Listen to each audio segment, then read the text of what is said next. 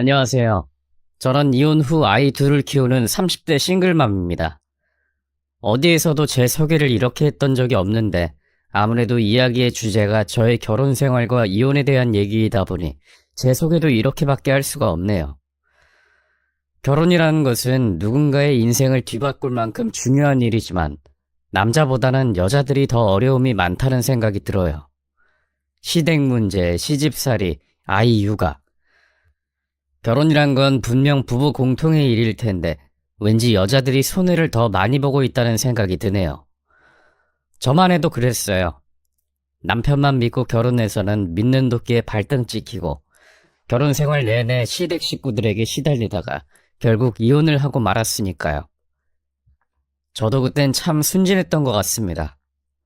나 없으면 죽겠다고 쫓아다니는 그 사람을 그 마음이 끝까지 진심일 거라 덥석 믿었으니 말이에요.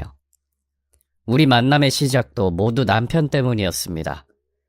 제 남편은 지인들을 통해서 우연히 저를 보게 되었고 그 뒤로 저를 만나고 싶다며 참 열심히도 저를 쫓아다녔어요.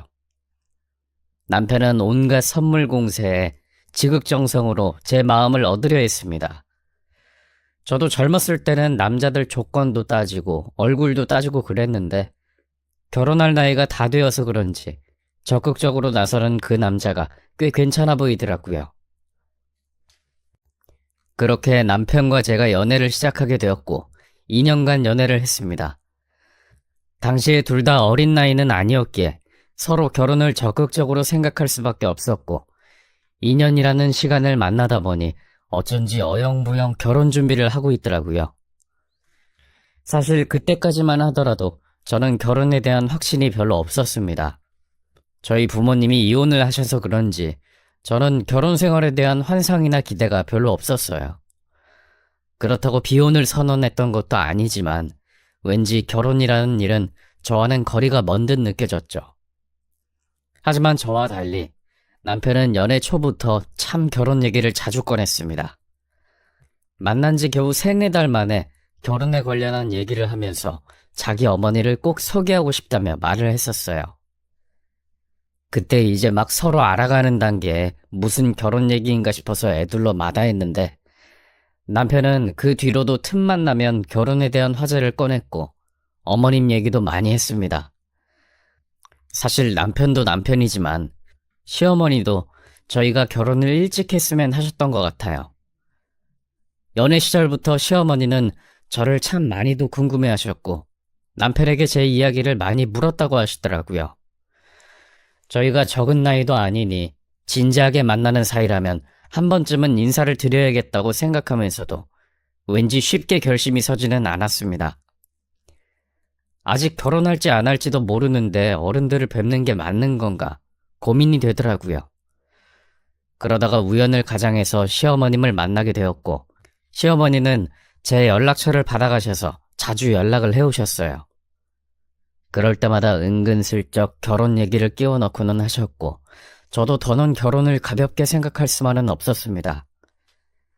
사실 시어머니만 그러셨던 것은 아니었어요. 저희 친정엄마 역시 제가 빨리 결혼하기를 바라시는 분이었습니다.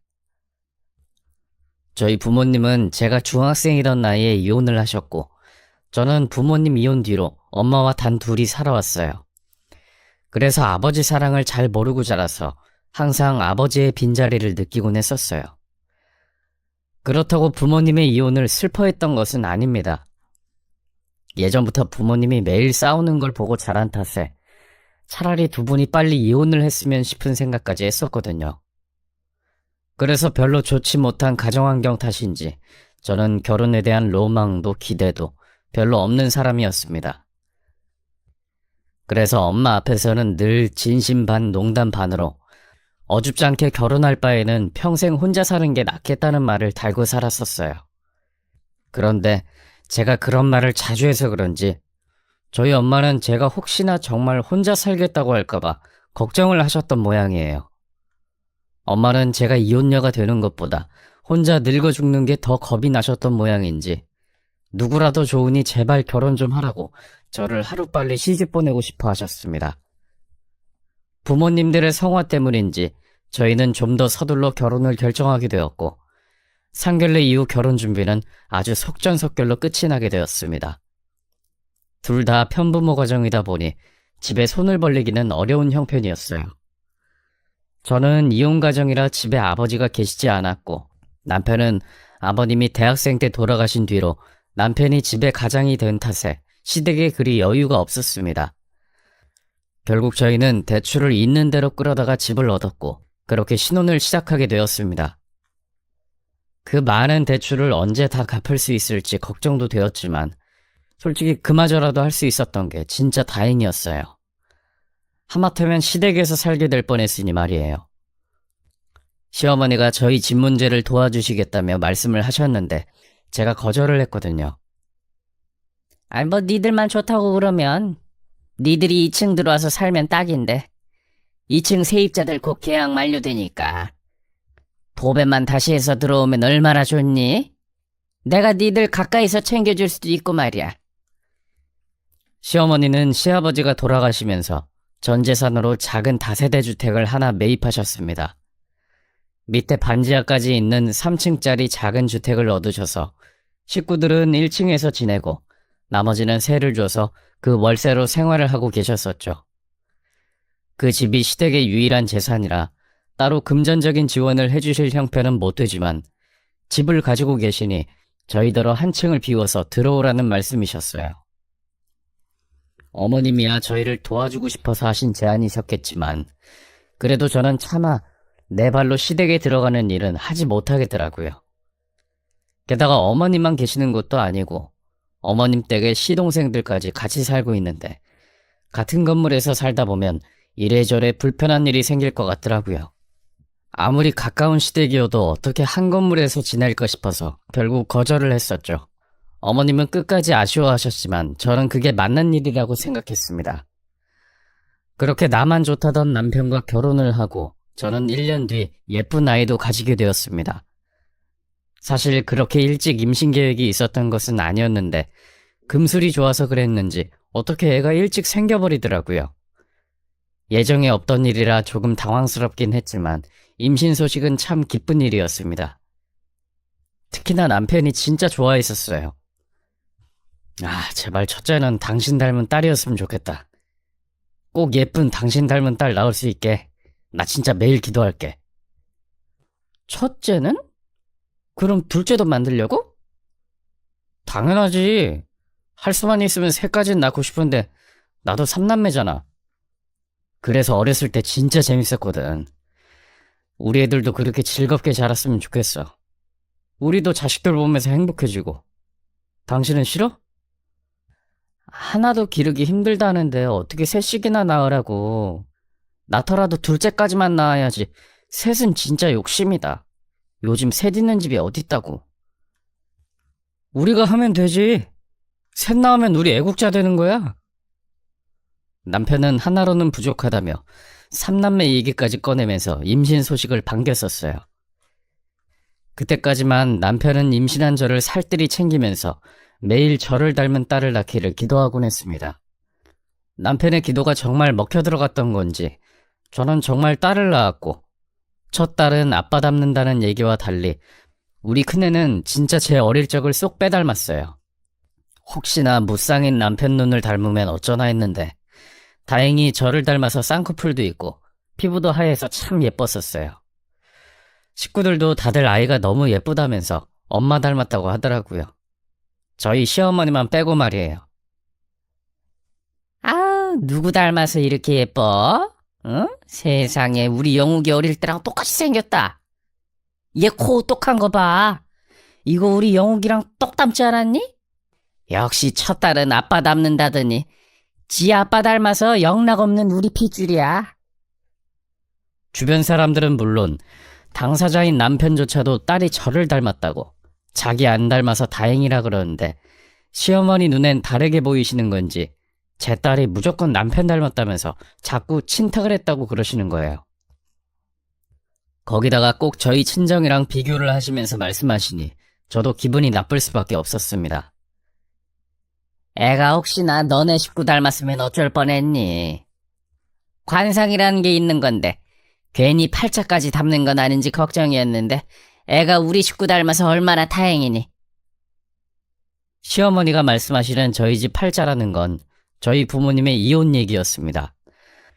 시어머니는 저희 결혼 전에는 요즘 미혼이 무슨 흠이냐며 어떻게든 칭찬만 해서 결혼을 성사시키려고 하시더니 제가 결혼을 한 뒤에는 저희 부모님 이혼을 가지고 여러 번 그런 얘기를 하셨었어요. 이혼 가정이 뭐 어떻다느니 제가 아빠 사랑을 못 받아서 애정결핍이 있는 것 같다면서 말이에요. 그러면서 가끔은 남편이 처가댁 두 집 살이 할까 싶으신지 저희 부모님 사정에 대해 꼬치꼬치 캐묻기도 하셨습니다. 어차피 남편은 바빠서 평소 저희 부모님 자주 뵙지도 못하는데 뭐가 걱정인지 시어머니 혼자 전전긍긍 하시더라고요. 괜히 영욱이 처가댁 눈치 보게 하지 말고 네가 중간에서 잘해라. 효도는 각자 알아서 하는 거지. 괜히 사위모까지 바랄 것 없다. 내 말 무슨 말인지 너도 잘 알지? 저도 동의해요. 효도는 각자 알아서 하는 거고 며느리나 사위는 서로 배우자가 하는 만큼 하면 되는 거라 생각했어요. 그런데 그게 아니더라고요. 저희 시어머니한테는 며느리랑 사위가 다른 모양인지 효도는 각자 알아서 하는 거라며 저희 부모님께는 사위 노릇 바라시지 말라 하시던 시어머니는 정작 본인은 그러지 못하신 분이셨습니다. 남편도 안 하는 자식 노릇을 저에게는 바라시면서 제가 기대만큼 못한다고 섭섭해 하셨거든요. 얘 너는 내가 먼저 연락 안 하면 전화 한 번을 안 하더라? 집에도 자주 못 오면서 내가 니들 소식을 어디서 들어야 하니? 죄송해요, 어머니. 아이 때문에 요즘 제가 정신이 없어서요. 애는 잘 크니? 집에 좀 자주 데려와라. 너 불편할까봐 내가 참는 건데 너도 눈치가 있으면 알아서 좀 데려오고 그러지. 남편이 요즘 계속 바빠서 시간이 안 나네요. 영욱이는 뭐하러 데려오니? 그냥 네가 애만 데리고 혼자 오면 되잖아. 남편이 차를 태워줘야지 움직일 수 있는데 어머니는 어린애를 데리고 저 혼자 택시 타고 오라고 그러시더라고요. 누가 들으면 시댁에 자주 안 가는 줄 알겠는데 한 달에 2번 가는 거면 자주 가는 거 아닌가요? 그것도 아이 태어나고 그 정도로 줄인 거지. 그전엔 3-4번 정도 다녔습니다. 저희가 아이 낳기 전까지 맞벌이였는데 시어머니가 반찬 챙겨주신다면서 시댁에 자주 들르길 바라셨거든요. 저희도 그런 이유로 자주 방문하기는 했었지만 사실 며느리 입장에 시댁 자주 가는 게 뭐가 좋았겠어요. 갈 때마다 저는 시댁에서 쉬지도 못하고 일만 해야 하는데 말입니다. 그동안 보았던 시어머니가 제가 애를 낳았다고 갑자기 일을 안 시키실 분도 아니고 애 낳고 아직 몸도 다 못 풀어서 여기저기 아픈 제가 미련하게 혼자 시댁을 갈 생각은 추호도 없었습니다. 그래서 남편 핑계, 아이 핑계 대면서 계속 미루고 있었는데 어머니는 끝까지 그게 서운하셨던 모양이에요. 한 번은 아이를 막 재우고 조용히 집안일을 하고 있는데 갑자기 초인종이 울리면서 시어머니가 저희 집으로 찾아오셨지 뭐예요. 초인종을 누르며 현관을 두드리는 소리에 결국 아이가 잠에서 깨고 저는 우는 아이 데리고 시어머니 마중을 나갔습니다. 너는 나를 하루 종일 현관에 세워둘 생각이니? 대체 뭐 한다고 문 여는데 이렇게 오래 걸려? 어머니 연락도 없이 갑자기 어쩐 일이세요? 왜? 내가 자식 집 오는데 매번 연락하고 와야 되냐? 네가 하도 안 찾아오니까 내가 직접 와야지 뵐 수 있냐? 이러다가 우리 손녀 얼굴 까먹겠다 싶어서 직접 왔다. 갑작스럽게 쳐들어온 시어머니를 보고 솔직히 화가 나지 않을 수가 없었습니다. 아직 돌도 안 지난 애가 얼마 전에 아파서 병원까지 다녀왔는데 그래서 집에 있었던 것을 가지고 그 난리를 치시는 게 이해가 되지 않더라고요. 어머니, 애가 아파서 어딜 못 나가요. 의사 선생님도 당분간 외출 자제하고 조심하라고 했고요. 저도 아이 간병하느라 힘이 하나도 없었어요. 그래, 나도 그래서 온 거야. 손녀가 아프다는데 나 몰라라 할 할머니가 어디 있니? 그러게 넌 대체 뭘 했길래 애가 이 지경이 된 거야? 게다가 다짜고짜 찾아오셔서는 아이가 아픈 게 엄마인 제 탓이라며 저를 나무라셨습니다. 너무 속상해서 눈물이 날 것 같더라고요. 애가 아프면 제일 속상한 건 엄마일 텐데 꼭 그런 말씀을 하셔야 하나 싶었죠. 게다가 아픈 애한테 자꾸 민간요법 사용하려고 그러시고 안 된다고 말리는 저더러 아무것도 몰라서 애가 아픈 거라며 끝까지 제 탓을 하시더라고요. 사실 시어머니는 자식 사랑이 끔찍하셔서 그런지 식구들에게 일이 생기면 항상 제 탓을 하셨어요. 어머니한테는 항상 저만 눈엣 가시였을 거예요. 어머니는 남편이 바빠서 시댁에 자주 못 가는 것도 다 제 탓이고, 아이가 아픈 것도 제 탓이고, 남편이 살이 찌는 것도 빠지는 것도 모두 제 탓인 분이셨죠. 심지어 결혼하고 남편이 제게 잘하는 게 보기 싫으신 건지 저한테 아들 뺏어간다고 그런 말까지 하셨던 분이셨습니다. 이럴 거면 왜 그렇게 저희의 결혼을 바라신 건지 이해가 안 될 정도였습니다. 어머니가 질투를 자주 하신 덕분에 시어머니 앞에서는 남편과 대화도 잘 안 하게 되었었죠. 웃긴 건 제가 어머니 앞에서 남편과 거리를 두려고 그러는 걸 보시고는 또 저희 부부관계를 걱정하곤 하셨어요.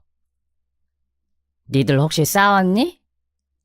그래, 니들도 애 낳고 보니까 좀 그렇지? 다들 그렇게 사는 거다. 부부라는 게 원래 별게 없어. 죽고 살다가도 애 낳고 나면 그냥 가족으로 엮여서 대면대면 사는 거야. 그래도 니들은 벌써 그러면 어떻게 하니? 자식 다 낳을 때까지는 사이좋게 지내야지. 너도 둘째 생각 있으면 남편한테 사근사근하게 하고 좀 잘해라, 어? 그러다가 각방이라도 쓰면 어쩌려고 그래?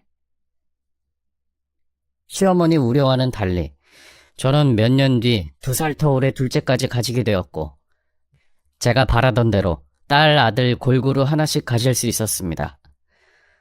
신기하게도 딸뿐만 아니라 아들까지 제 얼굴을 쏙 빼닮아서 제 눈엔 누구보다 예쁜 아이들이었어요. 언젠가는 결혼도 육아도 두려워하던 저였는데 벌써 아이 둘이나 낳고 어느새 집에 있는 게 익숙해진 걸 보니 저도 엄마가 다 되었구나 하는 생각이 들었습니다. 그렇게 시댁 식구가 미우나 고우나 저는 아이들만 보고 열심히 살기로 했죠. 그런데 제가 가장 행복했던 그때 저는 남편에게 배신을 당하고 말았습니다. 어느 날 모르는 번호로 전화가 걸려오더니 자기가 남편 애인이라며 저더러 따로 만나자고 그러더라고요. 남편 애인이란 얘기에 저는 보이스피싱인 줄 알고 전화를 무시했어요. 그랬더니 그 여자가 제 핸드폰으로 둘이 찍은 사진까지 보내면서 확인을 시켜주었습니다. 내 남편과 다정한 모습의 낯선 여자를 보고 저는 그만 자리에 주저앉을 수밖에 없었습니다. 지난 5년간 아이 둘을 낳아 기르면서 저는 한 번도 남편을 의심해보지 못했습니다. 그동안 제가 알고 있던 남편은 외벌이로 힘들게 아파트 대출금을 갚는 성실한 가장이었고, 아이들과 제게 다정한 좋은 남편이었어요. 그런 남편을 한 번도 의심해본 적 없었기에 저는 그 여자의 말을 쉽게 믿을 수가 없었습니다. 그 여자가 보여준 사진이 혹시 합성은 아닐까 하는 의심부터 하게 되었죠. 하지만 그런 전화를 받은 이상 그걸 무시할 수는 없었고, 결국 저는 아이들을 맡겨두고 그 여자를 만나러 나갔습니다. 자리에 앉아서 그 여자를 기다리면서 물을 몇 잔이나 마셨는지 모르겠어요. 남편이 바람 폈다는 얘기도 당황스럽지만 설령 그게 사실이라면 상간녀가 나를 만나서 무슨 말을 하고 싶은지도 모르겠더라고요. 내가 너무 순진한 건지 저는 혹시나 그 여자가 나한테 후회한다, 미안하다, 잘못이라도 구할 거라 생각했던 모양입니다. 하지만 그 여자는 제게 당당하게 이런 얘기를 하더라고요. 나 영욱 씨랑 오래됐어요. 우리 2년 넘게 만났고 그 정도면 어떤 사이일지 예상되죠? 두 사람도 2년 만나고 결혼했다면서요. 그쪽이 어떻게 생각할지는 모르겠지만 우리는 서로 진심으로 사랑해요. 남편한테 아무 말 못 들어서 놀랐겠지만 그게 사실이에요. 사실 영욱 씨도 나 만나고 바로 당신이랑 이혼한다 그랬는데 하필 그때 둘째가 생기는 바람에 우리가 이 지경이 된 거예요. 그 여자는 저를 붙잡고 자신들의 연애담을 주절주절 늘어놓았습니다. 두 사람이 어디서 어떻게 처음 만났고 그동안 얼마나 자주 만났으며 서로 얼마나 사랑하는지 마치 제 앞에서 자랑하며 확인받고 싶어하는 느낌이었어요. 아무리 철면피라고 그래도 어떻게 남의 남편과 바람난 여자가 그렇게 당당하게 나오는 건지 저는 그 여자가 소름이 끼쳐 무서울 정도였습니다. 1시간이나 이어진 긴 얘기였지만 그 여자가 바라는 것은 아주 단순했어요. 제가 알아서 남편과 이혼해달란 얘기였죠. 같은 여자로서 자존심 상하지 않아요? 이참에 그냥 이혼하고 각자 알아서 인생 사는 게 좋지 않겠어요? 남편이 다른 여자를 사랑한다는데 어떻게 버티고 살아요? 어차피 애들 낳고는 둘이 부부관계도 없다면서. 이미 부부로선 끝난 거 아닌가? 애들만 보고 사는 거면 그냥 양육비 받고 갈라서는 게 낫지 않겠어요? 애들은 엄마가 키울 수 있도록 내가 힘써볼게요. 어차피 나도 남의 자식 키워줄 정도로 마음이 넓진 않으니까. 처자식 두고 바람난 남편이 가증스럽고 마음 같아서는 진짜 갈라서고 싶었는데 그렇다고 그 여자 말처럼 순순히 이혼을 해주고 싶은 생각은 들지 않더라고요. 오기였는지 집착이었는지 모르겠지만 순간 오만 생각이 다 들었고 그중 가장 중요했던 것은 저보란 어린 제 아이들이었습니다. 제가 이혼 가정에서 자라서 그런지 저는 제 가족은 어떻게든 지키고 싶었던 사람이었어요. 그래서 그동안 남편과 싸우거나 시댁일로 속상할 때도 한 번도 이혼 생각은 한 적이 없었습니다.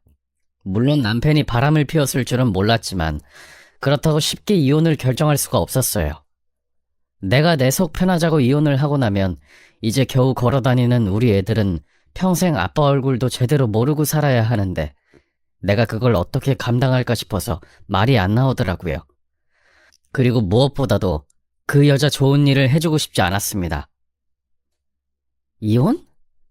내가 순순히 이혼해줄 것 같아? 니들 좋아하는 꼴 보기 싫어서라도 절대 이혼 못 해주니까 너도 추접스럽게 남의 남편 탐내지 말고 니 짝이나 찾아. 상간녀 고소당해서 매장당하고 싶지 않으면 다시는 둘이 만날 생각하지 마. 그렇게 저는 마른 하늘의 날벼락처럼 갑작스럽게 남편의 외도를 알게 되었고 그동안의 일을 따져묻는 제게 남편은 조용히 고개를 숙였습니다. 그리고 또 한 번 제 속을 뒤집어 놓았죠. 미안해. 나도 내가 이렇게까지 될 줄은 몰랐어. 솔직히 말하면 나 걔 사랑해. 당신한테 미안해서 말 못 꺼낸 거지. 당신만 좋다면 이혼하고 새로 시작하고 싶어. 솔직히 당신도 힘들잖아.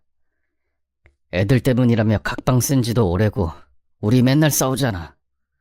근데도 우리가 부부야? 그게 나 때문이라는 거야? 애들 때문에 각방 쓰는 거는 당신이 잘 때 애들 우는 거 시끄럽다고 나한테만 애맡겨서 그런 거고 우리가 싸우는 건 거의 시댁 식구들 때문 아냐. 솔직히 그동안 시댁 식구들 아니면 우리가 싸운 적이 있어? 내가 당신한테 먼저 짜증낸 적 있어? 아니 그래, 다 나 때문이라고 치자. 그럼 그렇다고 바람핀 게 잘한 거라는 거야? 그래서 애들 둘이나 낳아놓고 이혼을 하고 싶다고? 언제는 애들 셋 낳고 살자며. 그땐 우리가 평생 사랑하면서 살 줄 알았지. 솔직히 나 당신이랑 지내는 것도 너무 힘들고 애들 보는 것도 지쳐. 내가 그동안 돈 벌어오는 기계였는지 남편이었는지 모르겠어. 나 혼자 대출 갚느라 제대로 쉬어본 적이 언젠지도 모르겠다. 당신만 힘든 거 아니야. 솔직히 나도 할 만큼 한 거 아니야? 그럼 난 집에서 놀았어? 애초에 애들 키우라고 나더러 집에 있으라고 한 게 누군데? 이럴 거면 당신이 애들 돌보고 내가 나가서 돈 벌게. 혼자 돈 벌었다고 유세 부리니? 남편은 말도 안 되는 핑계들로 자신의 외도를 합리화시키려 했고 그럴수록 저는 화가 날 수밖에 없었습니다. 저는 억울하고 남편을 때려 죽이고 싶을 정도로 화가 났지만 끝까지 이혼은 하고 싶지 않았습니다. 어차피 결혼하고 내 인생은 없고 아이들 잘 키우는 것만 목표였던 제가 나 하나 좋자고 이혼을 할 생각은 없었으니까요. 결국 제가 끝까지 이혼은 안 된다며 버텼더니 남편은 점점 포기하는 듯 하더라고요. 어차피 제가 이혼 안 해주면 남편도 어쩔 수 없을 거고, 그러고 나면 남편도 아이들을 봐서라도 괜찮아질 줄 알았습니다. 하지만 그건 잘못된 생각이었어요. 저희 부부가 벼랑 끝을 걷고 있을 때 어느 날 시어머니가 집으로 오셔서 남편과 제게 말씀을 하시더라고요. 니들도 알다시피 정욱이 제가 나이가 몇인데 아직까지도 변변한 직업도 없고 그렇지 않니? 직업이 없으니까 결혼도 못하고 정욱이 쟤 언제까지 저렇게 혼자 두겠니? 사실 도련님은 오랜 기간 동안 시험 준비를 했었습니다. 식구들 중에 제일 머리 좋아서 대학도 좋은 데 나왔다고 들었는데 시험은 쉽지 않은 건지 번번이 떨어지곤 했었어요. 대학 졸업하고 공부만 했던 탓에 뒤늦은 취업도 쉽지 않았고 직업이 없다 보니 결혼하겠다고 할 여자도 없었습니다. 시어머니는 그런 둘째 시동생이 항상 아픈 손가락이었고 저희 부부에게도 그런 걱정을 많이 얘기하셨었어요. 저한테 제 주변 지인들이랑 다리 좀 놔달라고 하는 바람에 거절하다가 싸웠던 적도 있었고 중간중간 이런저런 문제가 참 많았습니다. 둘째 도련님은 대기만성형이라며 기다리시던 어머님도 이제는 안 되겠다 싶으셨나 봐요. 그래서 정욱이 쟤 그냥 장사나 시켜볼까 싶어서 뭐 프랜차이즈 카페 같은 거라도 하면 괜찮잖니. 그러려면 못해도 몇 억은 든다던데 나는 대출이 어려워서 니들 집 대출 받아서 정욱이 좀 빌려주자. 대출 받기 어려우면 전세 주고 전세금이라도 빌려주든가. 어차피 나 죽으면 그 집 누구 거겠니. 그러니까 니들 집은 전세 주고 2층 들어와서 살아라. 평생 그러라는 것도 아니야. 정욱이 쟤도 지 앞가림 정도는 할 텐데 투자한다 생각하고 그 돈 돌려받을 때까지만 그러라는 거야. 어머니는 대출을 받아서라도 둘째 아들 사업을 차려주고 싶으셨던 모양이었습니다. 어머니가 가진 재산은 세 받으시는 그 집 한 채가 전부인데 그걸로 대출을 받으면 세입자 받기가 어려우니 결국 저희에게 그런 부탁을 하셨던 거였어요. 저는 아무리 그래도 어떻게 시동생 일까지 저희한테 바라시나 싶어서 거절하려고 했어요. 그런데 평소 동생들을 끔찍히 아끼던 남편은 어머님 말씀대로 하길 바라더라고요. 결국 그 일로 남편과 크게 싸우게 되었습니다. 솔직히 이 집 대출금도 나 혼자 벌어서 갚은 건데 내가 그 정도 요구는 할 수 있는 거 아니야? 준다는 것도 아니고 잠깐 빌려주는 거잖아. 가족끼리 그런 것도 못 해줘? 정욱이가 당신 동생이었어도 당신 이렇게 거절했을 거야? 다른 건 다 당신 뜻대로 해도 이건 나도 양보 못 하겠어. 아니면 그냥 이혼하고 갈라서든가. 피해자는 전데 어떻게 남편에게 이혼이 무기가 되는지 모르겠네요. 그 일로 싸우고 또다시 이혼을 요구하는 남편에게 저는 더 할 말이 없었고 결국 저는 오기 부리듯 남편 뜻대로 하기로 했습니다. 살던 집을 전세 주고 얼마 정도 시동생에게 빌려줬어요.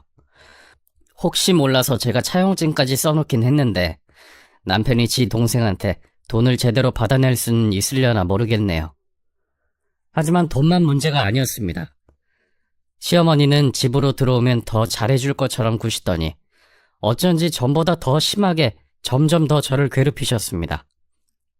자기 아들이 밖에서 바람이나 피고 다니는 줄도 모르고 매번 저더러 남편에게 잘하라며 좋은 며느리, 좋은 아내, 좋은 엄마 노릇을 바라셨고 고부 갈등은 점점 심해질 수밖에 없었죠. 하지만 그 일은 시어머니만이 문제가 아니었어요. 안 좋은 일은 연달아서 터지는 건지 저희가 시댁에 들어가고 얼마 뒤 얼마 전 시집을 갔던 시누이가 돌연 이혼을 하고 시댁으로 돌아오게 되었습니다. 말도 없이 짐을 싸서 야밤에 시댁으로 들이닥친 시누이 덕에 온 가족들이 뒤집어졌습니다. 자기가 잘못했으면서 이혼까지 하겠다고 나서서 남편이 그쪽 식구들 만나고 우여곡절이 많았어요. 평소에도 그랬습니다. 남동생한테 돈 빌려준 것도 이번이 처음이 아니었고, 망나니 시누이 감싸주는 것도 이번이 처음이 아니었죠. 그동안 저희가 싸웠던 이유는 모두 이런 시댁 식구들 문제 때문이었어요. 용돈이라며 그동안 자질구레하게 시동생들에게 돈 빌려줬던 것 알고 있었지만 남편 혼자 버는 상황에 제가 뭐라 나무라기가 힘들었습니다. 그래도 집에 생활비 잘 갖다 주니 다행으로 생각하고 내버려 뒀었어요. 하지만 말이 빌려준 돈이지 그동안 제대로 돌려받은 적이나 있었는지 모르겠네요. 돈도 돈이지만 그 집 식구들 성격도 아주 거지 같아서 다들 빌부터 사는 거지 근성에 동생 둘 다 철이라곤 들지 않은 인간들이었습니다.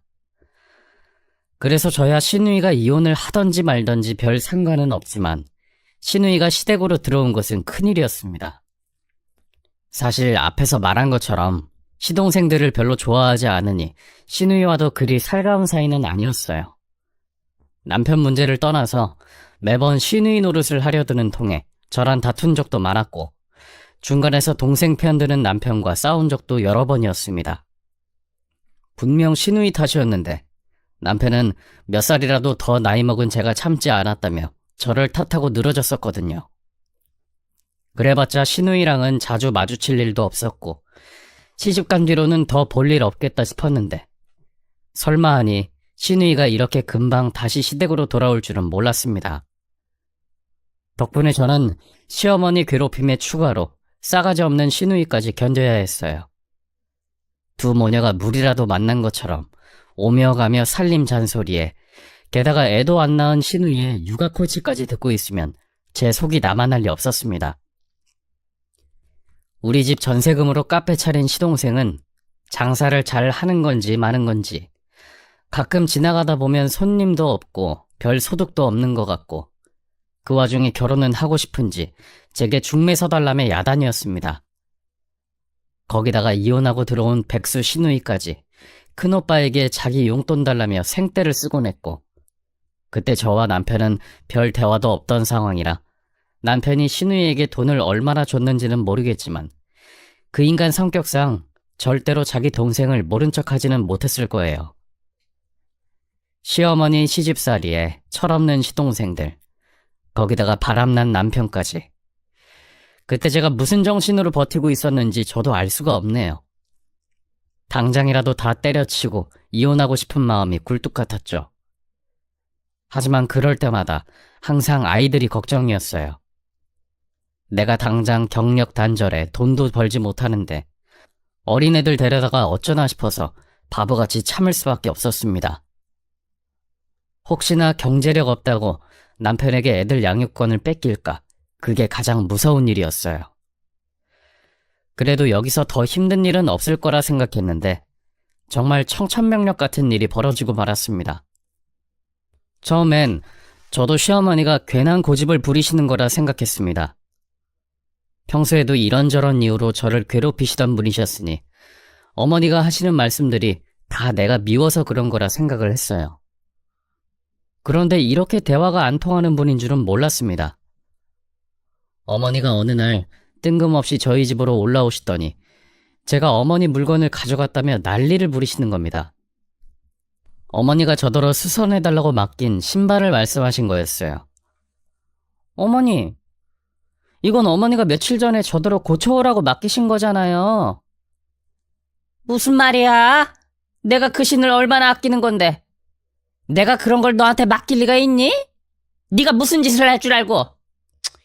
네가 내 신이 탐이 나서 그런 거 아니야? 왜 남의 물건을 함부로 가져가니?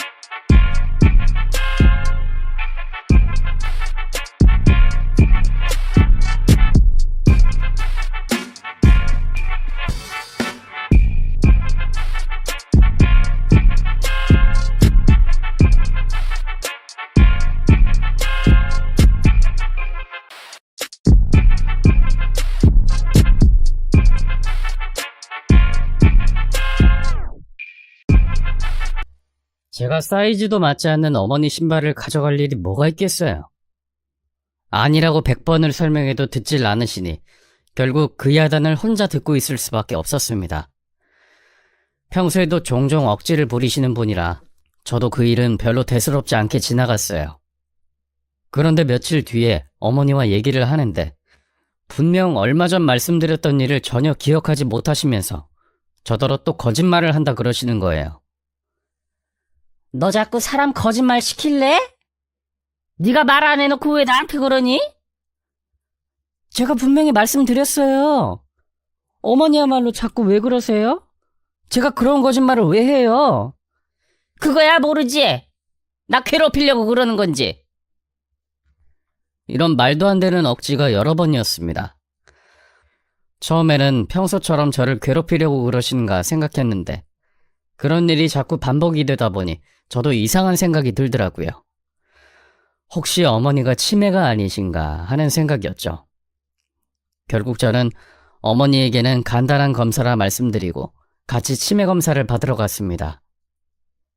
그런데 혹시나 했던 제 예상은 현실이 되었습니다. 이미 초기를 넘어 진행 속도가 빠른 상황이라 하시더라고요. 아직 정정하신 줄 알았던 시어머니가 치매라니 저는 큰 충격을 받았습니다. 그리고 깊은 고민에 빠지게 되었죠. 사실 말로는 서로 죽고 못 사는 시댁 식구들은 가만 보면 귀찮은 일은 서로 마다하는 사람들이었습니다. 남편만 해도 시어머니 챙기는 일은 늘 저한테 맡겼으니 다른 동생들이야 두말할 것 없었죠. 하나 있는 시누이마저 자기 좋을 때만 엄마를 챙겼으니 치매 걸린 시어머니를 누가 돌보려고 하겠나요? 결국 치매 시모 수발드는 일은 제 몫이 될 게 뻔했습니다. 그 생각을 하니 아찔하더라고요.